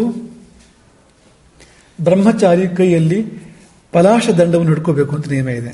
ಪಲಾಶ ದಂಡ, ಮತ್ತುಗದ ದಂಡವನ್ನು, ಮತ್ತುಗ ಅಂತ ಒಂದು ಜಾತಿ ಮರ ಬರುತ್ತೆ, ಅದರ ದಂಡವನ್ನು ಕೈಯಲ್ಲಿ ಹಿಡ್ಕೋಬೇಕು. ಸನ್ಯಾಸಿಗಳ ಕೈಯಲ್ಲಿ ದಂಡ ಇರುತ್ತಲ್ವಾ, ಹಾಗೆ ಬ್ರಹ್ಮಚಾರಿಗಳ ಕೈಯಲ್ಲಿ ದಂಡ ಇರುತ್ತೆ ಒಂದು. ಆ ದಂಡ ಅವನ ಕೈಯಲ್ಲಿತ್ತು. ಅದರಿಂದ ಬಿಲವನ್ನ ಅಗಿಯೋಕೆ ಪ್ರಾರಂಭ ಮಾಡ್ತಾನೆ. ಯಾಕೆಂದ್ರೆ ಹಾವು ಹೋಗೋ ಬಿಲದಲ್ಲಿ ಮನುಷ್ಯ ಹೋಗ್ಬೇಕು ಅಂದ್ರೆ ಎಷ್ಟು ದೊಡ್ಡದಾಗಬೇಕು ಬಿಲ ಅದು. ಗಂಟೆಗಳು ಕಳೆದು ಬಿಸಿಲು ಏರ್ತಾ ಇದೆ, ಬೆವರು ಇಳಿತಾ ಇದೆ, ಮೈಯೆಲ್ಲ ಕೆಂಪಾಗಿದೆ, ಹಸಿವಾಗಿದೆ, ಬಾಯಾರಿಕೆ ಆಗಿದೆ, ಬಳಲಿಕೆ ಆಗಿದೆ. ಎಷ್ಟು ಅಗಿಯೋಕೆ ಸಾಧ್ಯ ತನಕ ಬಿಲವನ್ನ ಅಗಿದ್ದಾನೆ ಇದ್ದಾನೆ. ದೇಹದ ಪರಿವೆ ಇಲ್ಲದೆ, ಶ್ರಮದ ಪರಿವೆ, ಬಳಲಿಕೆ ಬಾಯಾರಿಕೆಗಳ ಪರಿವೆ ಇಲ್ಲದೆ ಉತ್ತಂಕ ಬೆಲವನ್ನು ಅಗೆಯುತ್ತಾ ಇದ್ದಾನೆ. ಆಗತ್ತಾ? ಆ ಕೋಲಲ್ಲಿ ಬಿಲುವ ನಗದು ಪತಲಕ್ಕೆ ಹೋಗಕ್ಕಾಗತ್ತಾ? ನಗಲೋಕಕ್ಕೆ ಹೋಗಕ್ಕಾಗತ್ತಾ? ಆಗತ್ತಾ ಹೇಳಿ? ಕಷ್ಟಪಟ್ಟರೆ ಏನಾದರೂ ಆಗತ್ತಾ? ಆಗ್ಬೋದು ಕಷ್ಟಪಟ್ಟರೆ. ನಿಮಗೊಂದು ಉದಾಹರಣೆ ಕೊಡ್ತೀವಿ. ಒಂದು ಸುಭಾಷಿತ ಇದು, ತುಂಬ ಚೆನ್ನಾಗಿದೆ. ನಾವು ಹೇಳ್ಕೊಟ್ಟಿದ್ದು ನೀವು ಹೇಳಬೇಕು. ಮೊದಲು ನಿಮ್ಗೆ ವಿಷಯ ಹೇಳ್ತೀವಿ, ರಿಪೀಟ್ ಮಾಡೋಕ್ಕಿಂತ ಮುಂಚೆ. ರಾಮನ ಮುಂದೆ ಏನು ಸವಾಲಿತ್ತು? ಸೀತೆಯನ್ನು ರಾವಣ ಅಪಹಾರ ಮಾಡಿದ ಮೇಲೆ ರಾಮನ ಮುಂದೆ ಏನು ಸವಾಲಿತ್ತು ಯೋಚನೆ ಮಾಡ್ಬೇಕು ನೀವು. ಲಂಕೆಯನ್ನು ಜಯಿಸಬೇಕು. ಲಂಕೆಯನ್ನು ಜಯಿಸಬೇಕು. ಲಂಕೆಗೂ ರಾಮನಿಗೂ ಮಧ್ಯೆ ಸಮುದ್ರ ಇದೆ. ದಾಟೋಕೆ ನೌಕೆ ಇದೆಯಾ ರಾಮನ ಬಳಿಯಲ್ಲಿ? ನೌಕೆ ಇದೆಯಾ? ವಿಮಾನ ಇದೆಯಾ? ಏನೂ ಇಲ್ಲ. ಕೈಕಾಲುಗಳಿಂದ ಸಮುದ್ರವನ್ನು ದಾಟಬೇಕು. ಯಾವುದೇ ನೌಕೆ ಇಲ್ಲದೆ, ಯಾವುದೇ ವಿಮಾನವಿಲ್ಲದೆ ಬರಿಗಾಲುಗಳಿಂದ ಸಮುದ್ರವನ್ನು ದಾಟಬೇಕು. ಸವಾಲು ನೋಡಿ ಎಂಥದ್ದು ರಾಮನ ಮುಂದೆ ಇದ್ದಿದ್ದು ಅಂತ. ಶತ್ರು ಯಾರು? ರಾವಣ. ಅವನ ಬಳಿಯಲ್ಲಿ ದೊಡ್ಡ ಸೈನ್ಯ ಇದೆ, ರಾಕ್ಷಸರದ್ದು. 36 ಕೋಟಿ ರಾಕ್ಷಸರ ಸೈನ್ಯ ಇದೆ ಅವನ ಬಳಿಯಲ್ಲಿ. ರಾಮನ ಸಹಾಯಕರು ಕಪಿಗಳು, ಮಂಗಗಳು, ಕರಡಿಗಳು ರಾಮನ ಸಹಾಯಕ್ಕಿದ್ದವರು. ಇಷ್ಟೆಲ್ಲ ಇದ್ದರೂ ತಥಾಪ್ಯೇಕೋ ರಾಮ ಸಕಲಮವಧಿ ರಾಕ್ಷಸ ಕುಲಂ. ಒಬ್ಬ ರಾಮ ಎಲ್ಲಾ ರಾಕ್ಷಸರನ್ನು ಸಂಹಾರ ಮಾಡಿಬಿಟ್ಟ. ಒಬ್ಬ ರಾಮ ಇಡೀ ರಾಕ್ಷಸ ಕುಲವನ್ನೇ ಸಂಹಾರ ಮಾಡಿದ. ಅಂದಮೇಲೆ ಉಪಕರಣ ದೊಡ್ಡದಲ್ಲ, ಅಂತಃಕರಣ ದೊಡ್ಡದು. ಉಪಕರಣ ದೊಡ್ಡದಲ್ಲ, ಅಂತಃಕರಣವೇ ದೊಡ್ಡದು. ವಿಜೇತವ್ಯ ಲಂಕಾ ಚರಣತರಣೀಯೋ ಜಲನಿಧಿ ವಿಪಕ್ಷ ಪೌಲಸ್ತ್ಯ ರಣಭುವಿ ಸಹಾಯಾಶ್ಚ ಕಪಯ ತಥಾಪ್ಯೇಕೋ ರಾಮ ಸಕಲಮವಧೀತ್ ರಾಕ್ಷಸಕುಲಂ ಕ್ರಿಯಾ ಸಿದ್ಧಿ ಸತ್ವೇ ಭವತಿ ಮಹತಾಂ ನೋಪಕರಣೆ. ಈ ಕೊನೆಯ ಸಾಲ ನೆನ್ಪಿಟ್ಕೊಳ್ಳಿ ಚೆನ್ನಾಗಿ. ಕ್ರಿಯಾ ಸಿದ್ಧಿ ಸತ್ವೇ ಭವತಿ ಮಹತಾಂ ನೋಪಕರಣೆ. ಮಹಾತ್ಮರಿಗೆ ಉಪಕರಣ ಮುಖ್ಯ ಅಲ್ಲ, ಸತ್ವ ಮುಖ್ಯ, ಅಂತಃಸತ್ವ ಮುಖ್ಯ. ಕ್ರಿಯಾ ಸಿದ್ಧಿ ಸತ್ವೇ ಭವತಿ ಮಹತಾಂ ನ ಉಪಕರಣೆ. ನೆನ್ಪಿಟ್ಕೊಳ್ಳಿ. ರಿಪೀಟ್ ಮಾಡ್ತೀರಾ?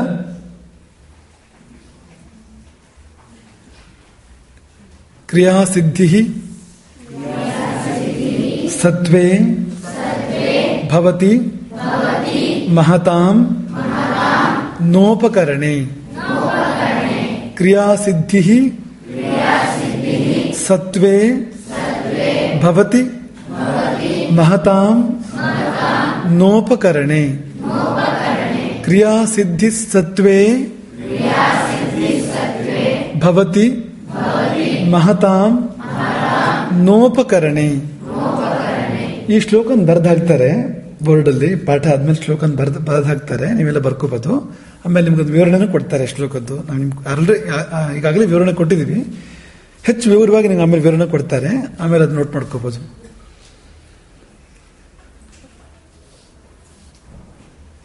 ಕೈಯ ಕೋಲಿನಿಂದ ಬೇಲವನ್ನು, ನಾಗಲೋಕದ ಪರ್ಯಂತ ಇರತಕ್ಕಂಥ ಬೇಲವನ್ನು ಉತ್ತಂಕ ಅಗೀತಾ ಇದ್ದಾಗ ಆತನನ್ನು ಇಂದ್ರ ನೋಡ್ತಾನೆ. ಕನಿಕರ ಬಂತು ಇಂದ್ರನಿಗೆ. ಅನ್ಯಾಯವಾಗಿದೆ ಉತ್ತಂಕನಿಗೆ, ಪಾಪ. ಅವನ ಕುಂಡಲಗಳನ್ನು ಅಪಹಾರ ಮಾಡಲಾಗಿದೆ, ನ್ಯಾಯಾರ್ಜಿತವಾದ ಕುಂಡಲಗಳನ್ನು ಅಪಹಾರ ಮಾಡಲಾಗಿದೆ, ಅನ್ಯಾಯವಾಗಿದೆ. ಕಷ್ಟಪಡ್ತಾ ಇದ್ದಾನೆ, ಕ್ಲಿಶ್ಯಮಾನಂ, ಕಷ್ಟಪಡ್ತಾ ಇದ್ದಾನೆ ಉತ್ತಂಕ ಅಂದಾಗ ಕರುಣೆ ಬಂತಂತೆ ಇಂದ್ರನಿಗೆ.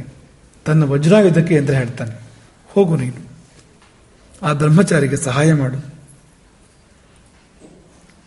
ವಜ್ರಾಯುಧ ಆಯುಧಗಳಲ್ಲಿ ಶ್ರೇಷ್ಠ. ವಜ್ರಾಯುಧದಿಂದ ಪರ್ವತಗಳನ್ನೇ ಭೇದಿಸಬಹುದಂತೆ. ಮಹಾಪರ್ವತವನ್ನೇ ಇಬ್ಬಾಗ ಮಾಡ್ಬೋದು, ಅಂಥದ್ದು ವಜ್ರಾಯುಧ ಅಂದ್ರೆ ಅಂತ. ಹಾಗಂಥ ವಜ್ರಾಯುಧವನ್ನ ಇಂದ್ರ ಕಳುಹಿಸಿಕೊಡ್ತಾ ಇದ್ದಾನೆ, ಸಹಾಯ ಮಾಡು ಹೋಗು ಉತ್ತಂಕನಿಗೆ. ಹಾಗಾಗಿ ಧರ್ಮವಂತನ ಕಷ್ಟವನ್ನು ಯಾರೂ ನೋಡೋದಿಲ್ಲ ಅಂತೇನಿಲ್ಲ. ದೇವರು ನೋಡ್ತಾರೆ, ದೇವತೆಗಳು ನೋಡ್ತಾರೆ, ದೇವರು ನೋಡ್ತಾರೆ. ನಿಮ್ಮಲ್ಲಿ ಧರ್ಮ ಇದ್ರೆ, ನಿಮ್ಮಲ್ಲಿ ಸತ್ಯ ಇದ್ರೆ, ನಿಮ್ಮ ಕಷ್ಟಕ್ಕೆ ಯಾರೂ ಇಲ್ಲ ಅಂತ ಅನ್ಕೋಬೇಡಿ. ನಿಮ್ಮ ಕಷ್ಟಕ್ಕೆ ಯಾರೂ ಇಲ್ಲದೆ ಇದ್ರು ಭಗವಂತ ಇರ್ತಾನೆ, ಪರಮಾತ್ಮ ಇರ್ತಾನೆ, ಅಥವಾ ದೇವತೆಗಳು ಇರ್ತಾರೆ ಎನ್ನುವುದಕ್ಕೆ ಇದೊಂದು ನಿದರ್ಶನ. ಇಂದ್ರ ವಜ್ರವನ್ನು ಕಳಿಸಿಕೊಡ್ತಾನೆ. ಆ ವಜ್ರ ಬಂದು ಕೋಲಲ್ಲಿ ಸೇರ್ಕೊಂಡ್ಬಿಡ್ತು. ಉತ್ತಂಕ ಬೀಲ ಅಗಿತಾ ಇದ್ನಲ್ಲ, ಆ ಕೋಲಲ್ಲಿ ಸೇರ್ಕೊಂಡ್ಬಿಡ್ತು. ಆಗ ಒಂದೊಂದು ಪೆಟ್ಟಿಗೆ ಎಷ್ಟೋ ಪಟ್ಟು ಹೆಚ್ಚಿನ ಶಕ್ತಿ ವಜ್ರ ಸೇರ್ಕೊಂಡಿದೆ, ವಜ್ರಾಯುಧ ಬಂದಿದೆ. ವಜ್ರಾಯುಧ ಪ್ರಹಾರ ಆಯಿತು. ಉತ್ತಂಕನ ಒಂದೊಂದು ಪೆಟ್ಟು ಕೂಡ ಸುಮ್ಮನೆ ಕೋಲಲ್ಲಿ ಕುಕ್ಕಿದ್ದಲ್ಲ, ವಜ್ರಾಯುಧದ ಪ್ರಹಾರವೇ ಆಯಿತು. ಪರಿಣಾಮವಾಗಿ ಆ ಬಿಲವು ಬಾಯಿ ತೆಗೆ ತೊಡಗಿತ್ತು. ಆ ಬಿಲ ಇಬ್ಬಾಗವಾಗ್ತಾ ಬಂತು, ಭೂಮಿಯೇ ಇಬ್ಬಾಗ ಆಗ್ತಾ ಬಂತು. ಆ ಜಾಗದಲ್ಲಿ ದೊಡ್ಡ ದಾರಿ ಆಯಿತು, ದೊಡ್ಡ ಸುರಂಗವೇ ಆಯಿತು. ನೋಡ್ತಾ ಇದ್ದ ಹಾಗೆ ಉತ್ತಂಕ ಬಿಲವನ್ನು ಅಗಿತಾ ನಾಗಲೋಕವನ್ನು ತಲುಪಿದ. ಕೆಲಸ ಆಯ್ತಲ್ವಾ? ಯಾಕೆ ಹೋಗಿ ನಿಂತು ನೋಡಿದ್ರೆ ನಾಗಲೋಕಕ್ಕೆ ದಿಗ್ಭ್ರಮೆ ಆಯಿತು ಉತ್ತಂಕನಿಗೆ. ನಾಗಲೋಕವನ್ನೇನು ತಲುಪಿದ್ದಾನೆ, ನಾಗಲೋಕ ಹೇಗಿದೆ ಅಂತೆ. ಅಲ್ಲಿ ಪ್ರಾಸಾದಗಳಿವೆ, ಹರ್ಮ್ಯಗಳಿವೆ, ವಲಭಿಗಳಿವೆ, ನಿರ್ಯೂಹಗಳಿವೆ. ಗೊತ್ತಾಯ್ತಾ ಏನಂತ? ಗೊತ್ತಾಯ್ತಾ? ಪ್ರಾಸಾದ ಅಂದ್ರೆ ಏನು? ರಾಜಗೃಹ, ದೇವಗೃಹ, ಇದನ್ನು ಪ್ರಾಸಾದ ಅಂತ ಕರೀತಾರೆ. ರಾಜರ ಮನೆ, ದೇವರ ಮನೆ, ಅರಮನೆಗಳು, ದೇವಾಲಯಗಳು, ಇವುಗಳಿಗೆ ಪ್ರಾಸಾದ ಅಂತ ಹೆಸರು. ಅಲ್ಲಿ ಪ್ರಾಸಾದಗಳಿದ್ವು, ಅಂದ್ರೆ ಎಷ್ಟೋ ರಾಜಭವನಗಳಿದ್ವು, ದೇವಭವನಗಳಿದ್ವು ನಾಗಲೋಕದಲ್ಲಿ. ಹರ್ಮ್ಯ ಅಂದ್ರೆ ಇಂಗ್ಲಿಷ್ ಅಂತ ಬೇರೆ ಆಗತ್ತೆ. ಹರ್ಮ್ಯ ಅಂದ್ರೆ ಶ್ರೀಮಂತರ ಮನೆಗಳು, ದೊಡ್ಡ ದೊಡ್ಡ ಶ್ರೀಮಂತರ ಮನೆಗಳು. ಇದನ್ನೆಲ್ಲ ಬರ್ಕೊಳ್ಳಿ. ಪ್ರಾಸಾದ ಅಂದ್ರೆ ರಾಜಭವನ, ದೇವಭವನ. ಬರ್ಕೊಳ್ಳಿ ಎಲ್ರು. ಪ್ರಾಸಾದ ಅಂದ್ರೆ ರಾಜಭವನ, ದೇವಭವನ.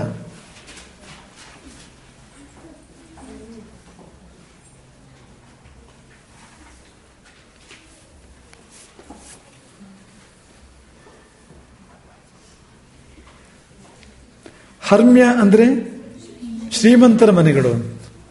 ವಲಭಿ ಅಂದ್ರೆ ಒಂದು ಸ್ಪೆಷಲ್ ಅದು. ವಲಭಿ ಅಂದ್ರೆ ಮಧ್ಯ ಎತ್ತರ ಇರುತ್ತೆ, ಆ ಕಡೆ ಈ ಕಡೆ ಇಳಿಜಾರಾಗಿ ಬಂದಿರುತ್ತೆ. ಅಂತ ಮನೆಗಳನ್ನ ವಲಭಿ ಅಂತ ಕರೀತಾರೆ. ರೆಕ್ಕೆ ತರ ಬಂದಿರುತ್ತೆ ಎರಡು ಕಡೆಗೂ ಅಂತ. ಮಧ್ಯ ಎತ್ತರ ಬಂದು ಎರಡೂ ಕಡೆ ರೆಕ್ಕೆ ತರ ಬಂದ್ರೆ ಆ ತರದ ಭವನಗಳನ್ನ ವಲಭಿ ಅಂತ ಕರೀತಾರೆ. ನಿರ್ಯೂಹ ಅಂದ್ರೆ ಮಹಾದ್ವಾರಗಳು, ತೋರಣಗಳು, ಮಹಾದ್ವಾರಗಳು ಇರುತ್ತಲ್ವಾ. ಮಹಾದ್ವಾರಗಳು, ಒಂದು ನಗರ ಪ್ರವೇಶ ಮಾಡಬೇಕಾದ್ರೆ ಮಹಾದ್ವಾರ ಇರುತ್ತೆ, ಒಂದು ಅರಮನೆ ಪ್ರವೇಶ ಮಾಡಬೇಕಾದ್ರೆ ಹೊರಗಡೆ ಮಹಾದ್ವಾರ ಇರುತ್ತೆ ಅದಕ್ಕೊಂದು. ಆ ತರಹ ಮನೆ ಮಹಾದ್ವಾರ ಅಂತಲ್ಲ, ಅದು ನಗರಕ್ಕೆ ಇರುತ್ತೆ, ರಸ್ತೆಗೆ ಇರುತ್ತೆ ನೋಡಿ, ಇದು ಮಹಾದ್ವಾರಗಳು. ಅಂಥ ಮಹಾದ್ವಾರಗಳು. ಹಾಗಾಗಿ ಇವೆಲ್ಲವೂ ಗೋಚರಿಸಿದ್ದು ಅವನಿಗೆ. ಎಷ್ಟೋ ಉದ್ಯಾನಗಳು, ರಾಜಮಾರ್ಗಗಳು ಅಲ್ಲಿ ಅವೆಲ್ಲ ಗೋಚರಿಸಿದ್ವು. ಕೆಲವು ವಿಹಾರ ಸ್ಥಾನಗಳು. ಅದೊಂದು ಬೇರೆಯೇ ಲೋಕ, ಅದೊಂದು ಅದ್ಭುತ. ಅದೊಂದು ನಾಗಲೋಕ ಹೇಗಿರ್ಬೋದು? ಈ ಲೋಕದಾಗಂತೂ ಇರೋದಿಲ್ಲ, ಬೇರೆ ತರ ಇರುತ್ತೆ ಅಲ್ವಾ, ಅದು ಭಿನ್ನವಾಗಿರುತ್ತೆ. ಅದೊಂದು ಆ ತರಹ ಇತ್ತು ಆ ಲೋಕ. ಅದನ್ನು ಉತ್ತಂಕ ಗಮನಿಸಿ ದಿಗ್ಭ್ರಾಂತನಾದ ಅಂತ. ಆ ವೈಭವ, ನಾಗಲೋಕದ ವೈಭವ, ಅಲ್ಲಿ ಎಲ್ಲಿ ಹೋಗ್ಬೇಕು? ದಕ್ಷಕನ ಮನೆ ಯಾವುದನ್ನು ಗೊತ್ತಾಗೋದೇ ಹಾಗೆ ಮೊದಲು. ಆಯ್ತು, ದಕ್ಷಕ ಮನೇಲಿ ಇರ್ಬೇಕೋ ಬೇಡವೋ ಅವನು? ಇಷ್ಟಕ್ಕೂ ಕುಂಡಲ ಅಲ್ಲೇ ಇರ್ಬೇಕೋ ಬೇಡವೋ? ಹೇಗೆ ಸಿಗೋದು? ಕೋಟ್ಯಂತರ ನಾಗಗಳಿರ್ತಕ್ಕಂಥ ಸ್ಥಾನ ಅದು. ಒಂದು ಎರಡು ಅಲ್ಲ, ಸಂಖ್ಯಾತೀತವಾದ ಅಸಂಖ್ಯ ನಾಗಗಳು ವಾಸ ಮಾಡ್ತಕ್ಕಂಥ ಸ್ಥಾನ. ಅವುಗಳು ಬಿಟ್ಟ ಉಸಿರಿನಲ್ಲಿ ಪೂರ್ತಿ ವಿಷಮಯ ಆಗಿರ್ಬೋದು ವಾತಾವರಣ. ವಿಷ ವಿಷ ವಿಷ ವಿಷ ವಿಷವೇ ತುಂಬಿದೆ ಅಂತ. ಉತ್ತಂಕ ಉಸಿರಾಡಿದ್ರೆ ಸಾಯ್ಬೋದು ಅಂತ, ಬೇರೆ ಏನು ಬೇಡ. ಉತ್ತಂಕ ಕೇವಲ ಉಸಿರಾಡಿದ್ರೆ ಸಾಕು ಅಂತ, ಗಾಳಿ ಉಸಿರಾಡಿದ್ರೆ ಸಾಕು ಸಾಯ್ಬೋದು ಎನ್ನುವಂಥ ಜಾಗದಲ್ಲಿ ಉತ್ತಂಕ ಮುಂದೆ ಏನ್ ಮಾಡ್ಬೋದು? ಬದುಕೋದು ಹೇಗೆ ಉತ್ತಂಕ? ಅಲ್ಲಿ ವಿಷದ ಗಾಳಿಯಲ್ಲಿ ಬದುಕೋದು ಹೇಗೆ? ಕುಂಡಲಗಳನ್ನು ಹುಡುಕೋದು ಹೇಗೆ? ಪಡ್ಕೊಳ್ಳೋದು ಹೇಗೆ ಎನ್ನುವುದನ್ನ ಮುಂದಿನ ಸೋಮವಾರ ನೋಡೋಣ. ಈಗ ಅಲ್ಲಿವರೆಗೆ ಕರ್ಕೊಂಡು ಬಂದಾಯ್ತಲ್ಲ ಉತ್ತಂಕನನ್ನ ನಾಗಲೋಕದವರೆಗೆ. ನಾಗಲೋಕದಲ್ಲಿ ನಾಗರುಗಳ ವಿಷವನ್ನು ಹೇಗೆ ಮೀರಿ ನಿಲ್ತಾನೆ ಉತ್ತಂಕ, ಹೇಗೆ ತಕ್ಷಕನನ್ನು ಹುಡುಕ್ತಾನೆ, ಹೇಗೆ ಕುಂಡಲಗಳನ್ನು ಪಡ್ಕೊಳ್ತಾನೆ ಅನ್ನುವಂಥ ರೋಚಕ ಕಥೆಯನ್ನ ಮುಂದಿನ ವಾರ ನಾವು ಎಲ್ಲರೂ ಕೂಡ ಅವಲೋಕನ ಮಾಡೋಣ. ಹರೇ ರಾಮ.